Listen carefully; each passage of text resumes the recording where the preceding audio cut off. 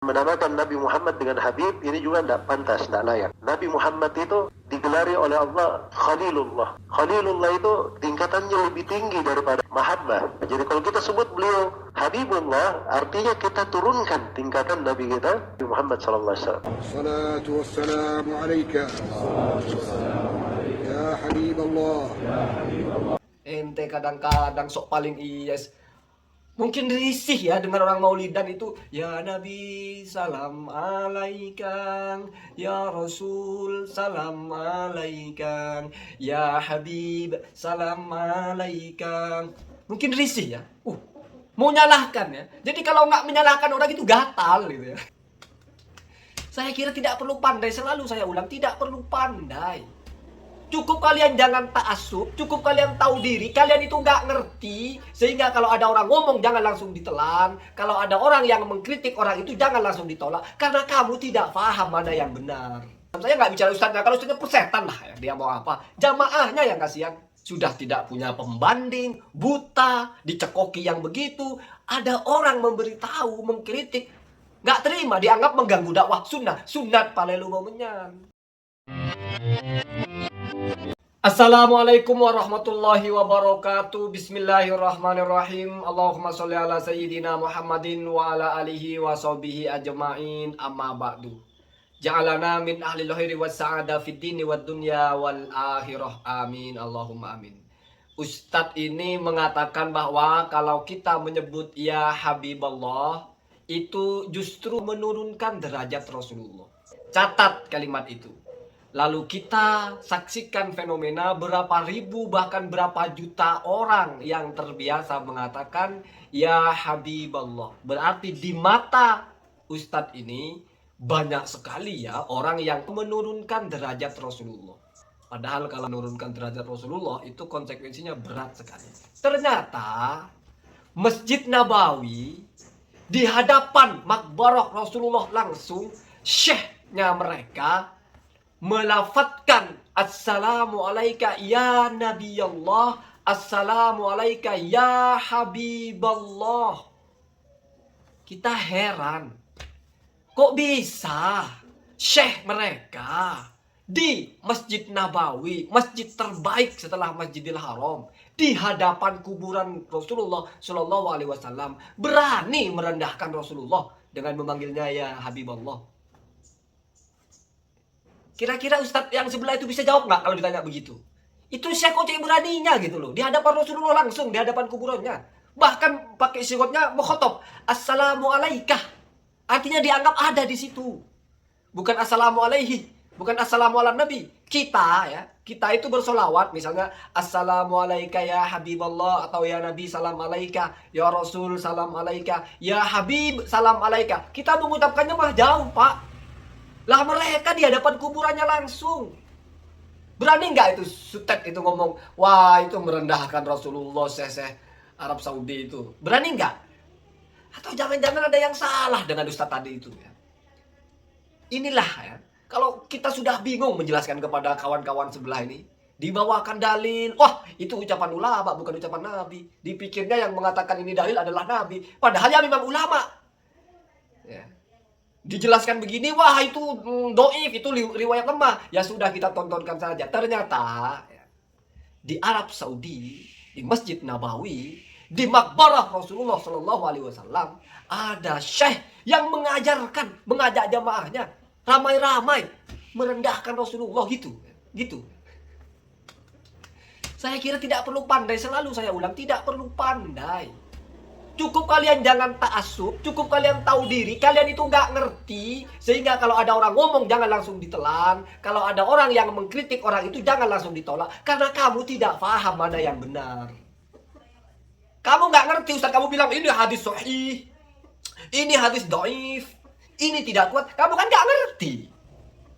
Kan pasrah bulat kepada Ustaz kamu. Oh kata Ustaz saya itu nggak ada dalilnya. Oh kata Ustaz saya itu dhaif. Oh kata Ustaz saya itu begini. Kamu cuma tidak punya pembanding, jangan ngotot. Justru sudah bodoh, ngotot lagi. Ngotot itu maksudnya apa? Kalau diberitahu, dikritik orang, so yes, wah ini syubhat, ini melawan dakwah.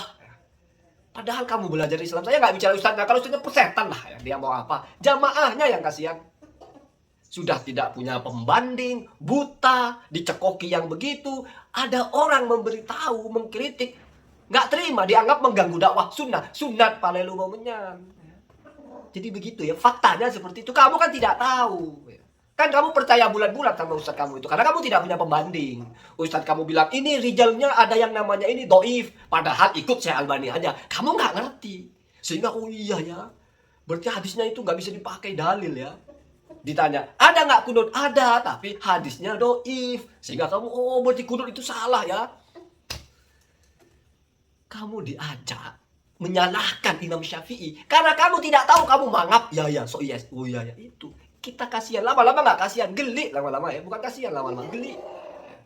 Apalagi dalam masalah akidah yang rumit-rumit, hal yang sepele saja, kamu itu dicekoki gampang karena kamu nggak ngerti apa-apa gitu. Memang tidak pernah belajar lewat YouTube atau mungkin kajian sekali dua kali langsung ngerti bid'ah, kan begitu. Ya. Padahal kalau mau main dalil-dalilan, ya, ada hadisnya, ala wa ana habibullah wa la fahrah. Kamu bilang hadisnya doif. Kamu ngerti nggak hadis doif itu apa? Kamu tahu nggak Imam Ahmad itu bagaimana dia sangat tasahul.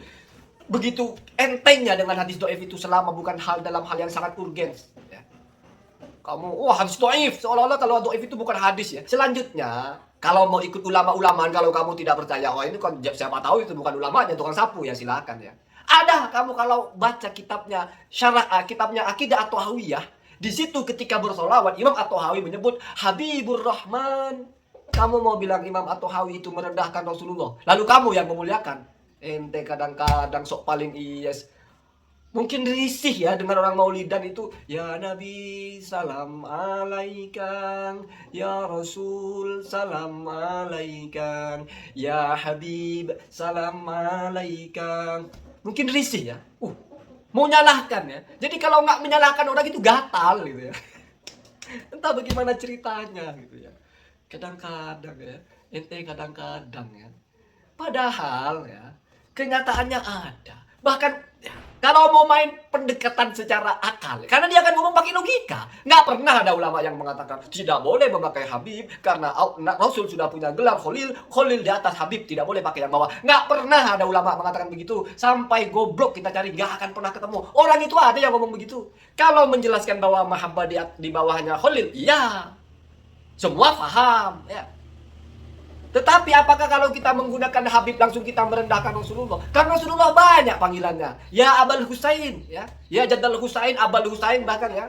Karena dalam Arab abun itu nggak hanya bapak tapi bisa kakek. Ya Abul Qasim, biasa dipanggil begitu terus merendahkan. Kalau mau bilang sedikit sekali kita menggunakan panggilan yang tidak tertinggi lalu kita jangan merendahkan, kamu panggil ya Nabi itu juga merendahkan. Assalamualaikum ayuhan Nabi. Kenapa? Karena Rasulullah itu bukan hanya Nabi. Ya, dia itu Rasul, ya, di atasnya Nabi. Bahkan bukan hanya Rasul, khairul mursalin, khairul anbiya wal mursalin. Kamu panggil aja Assalamualaikum ya khairul anbiya. Begitu saja. Jangan Allahumma sholli ala Muhammad. Apalagi menyebut Muhammad. Nah, ini juga. Kalau menyebut Habib saja salah, dianggap merendahkan. Seharusnya menyebutnya itu ya Khalil, apalagi cuma menyebut Muhammad. Ayo loh. Dibuang gelarnya semua. Apa nggak kurang ajar itu? Ayo loh, kalau mau main akal-akalan begitu ya. Kamu melarang orang menyebut Sayyidina. Kamu harus sebut Allahumma sholli ala Muhammad. Sementara orang cuma sebut Habib saja kamu salahkan. Harus pakai yang tertinggi Khalil. Ini nggak pakai malah. Sungsang, logikanya sungsang ya. Saking mau nyalah-nyalahkan. Allahumma hdina ahdas sabil. Allahumma hdina ahdas sabil. Memang bukan perkara mudah untuk menjelaskan sesuatu lalu disuruh memilih tentang dua hal yang orang tidak ngerti. Kamu suruh milih mana mangga yang bagus, mana mangga yang jelek. Kamu buta. Tangan diikat, hidung dikasih kapas. Jadi nyium baunya nggak bisa, megang nggak bisa, ngelihat nggak bisa. Satu mangganya keluar-keluar. Ini mangga terbaik. Akhirnya kamu ya sudah, mungkin itu yang terbaik ya. Kasihan ya, kasihan. Maka agar kamu tidak di posisi seperti itu, kami buka matanya. Ya, kami buka ikatan tangannya, raba. Ya. Atau setidaknya raba hati kamu lah. Masa iya orang kemarin sore berapa gelintir orang itu menyalah-nyalahkan ulama-ulama. Kamu anggap dia yang benar. Apakah Islam semisterius itu? Kebenarannya tidak dikenal baru terungkap. Kamu kira Islam ini rumusan orang yang kemarin sore gitu? Belum terselubung, baru ada beberapa orang menemukan kebenaran gitu. Allahu al-musta'an ya. Allahumma dina ada sabil. Assalamualaikum warahmatullahi wabarakatuh.